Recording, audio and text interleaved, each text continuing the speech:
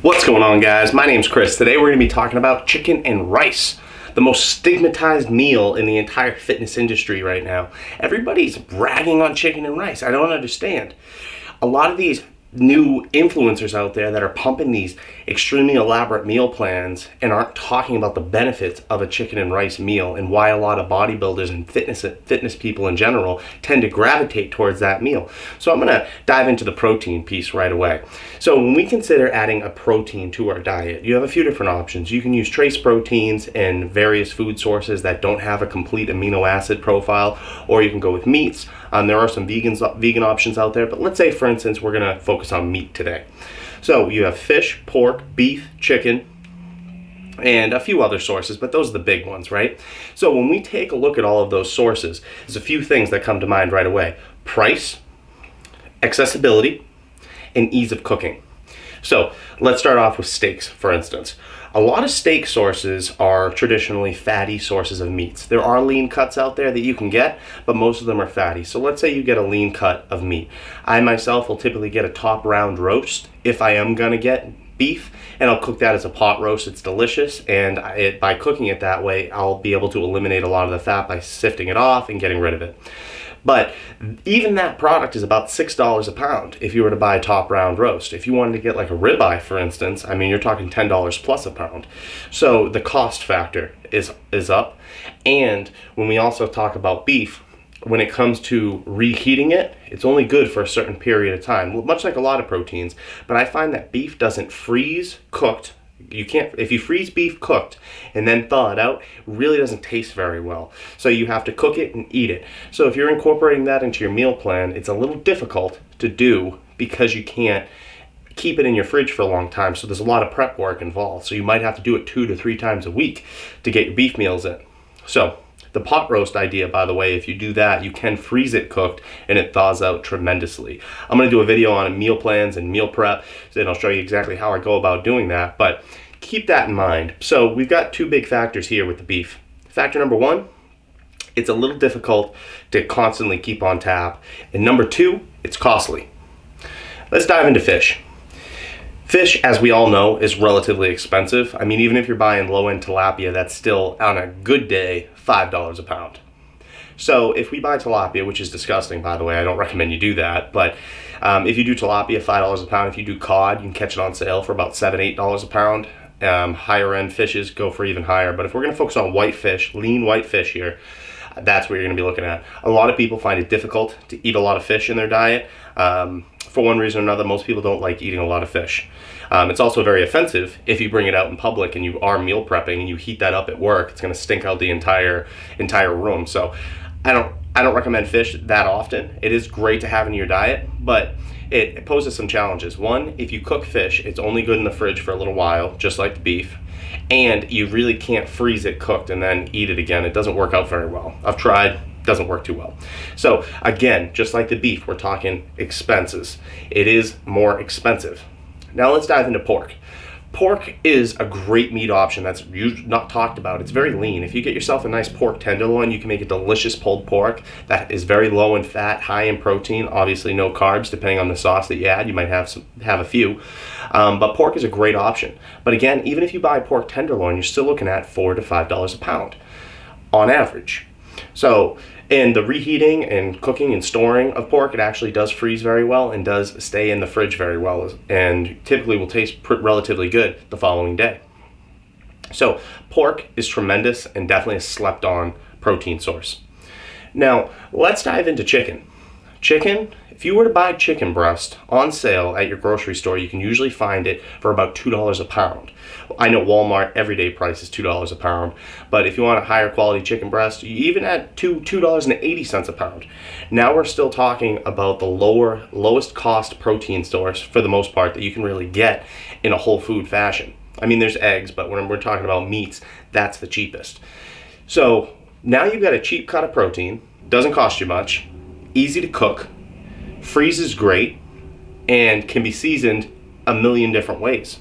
So the way that I cook my chicken is I purchase usually about 4 or 5 pounds. I'll cook that on a cookie sheet with a meat thermometer set to 165, put it in the oven at 400 degrees, when that meat thermometer goes off, it's perfect every time. And I'm going to show you guys how I do that and what that whole process looks like. But number one is the cost factor. If you are trying to build your body, let's say you're a young guy and you want to put on lean muscle, all right? You're going to have to eat a lot of protein. And don't try to cheat and have a bunch of protein shakes, because it doesn't work.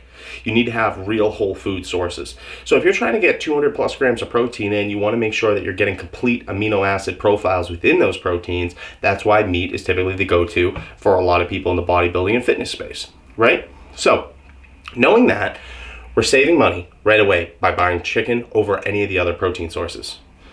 And number two, the ease of cooking. When you cook chicken, the way that I just mentioned, using a meat thermometer, it's extremely quick, easy, and efficient. Now, what I do is after I cook my chicken, I will typically let it cool off, rinse it off, get all the weird slime and stuff off of it, and then from there, I'll take it, put it on a cutting board, and cut it up. Cut it up horizontally and then vertically to create little cubes. And then I'll take those cubes, I'll put them into quart-sized Ziploc bags and freeze my chicken cooked. Now, when I freeze it cooked, I have a couple different options. I can blend it and drink it. I know that sounds gross. Stay with me, guys. I'm going to show you, I'm going to do a whole video on that. Or I can put it on a plate, pop it in the microwave, set it to defrost for 0.5 pounds, half pound. After that's done, set it to cook on high for 2 minutes, and you have perfect, delicious, juicy chicken every single time from frozen that will not go bad in the fridge because it's frozen. So your total cook time on that is about 7 minutes from frozen. You really can't beat that. You're not going to be able to get that level of convenience with pretty much any other meat-based protein source. So that's why I think chicken is the superior protein source for those that are looking to build their body.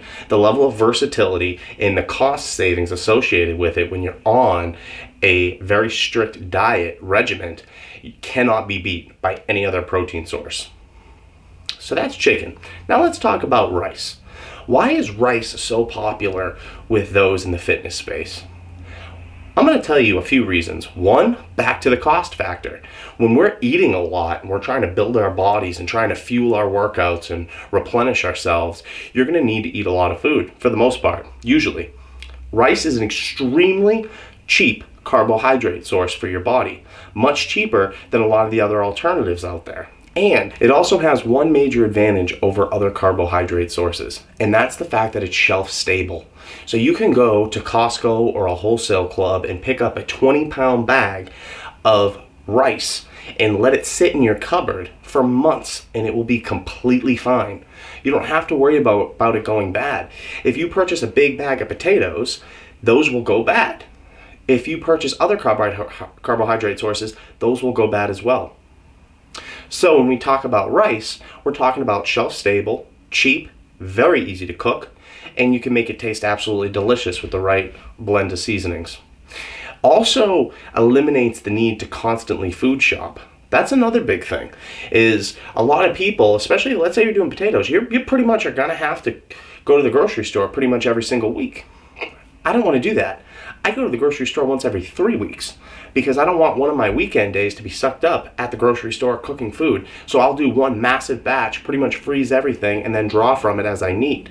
It makes the whole process very simple, quick, and efficient.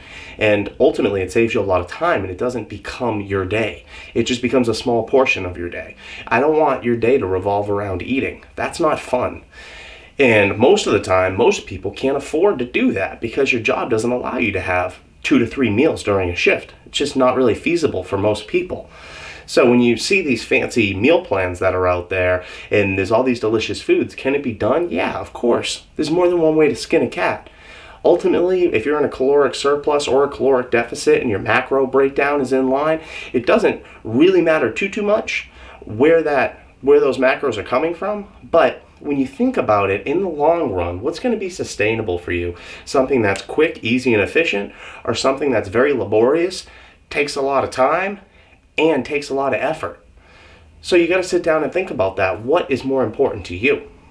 For me, I love chicken and rice. I think it's absolutely tremendous. I make a delicious Spanish rice. I'll share my recipe with you guys. And as far as chicken goes, I have so many different seasonings that I'll put on there. If I'm feeling buffalo chicken, I'll do buffalo chicken. If I'm feeling a nice dry rub, I'll do a dry rub. There's so much versatility to it that you really can't beat it when it comes to a protein source.